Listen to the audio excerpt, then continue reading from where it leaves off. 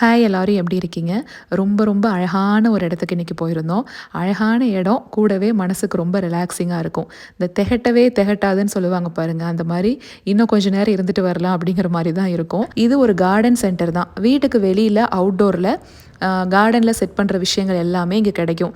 அந்த ஸ்டாச்சுலருந்து, ஃபவுண்டெயின்லருந்து, லேண்ட்ஸ்கேப்பிங்க்கு தேவையான விஷயங்கள் எல்லாம் வச்சிருப்பாங்க. நெறைய செடி, கொடியும் இருக்கும்.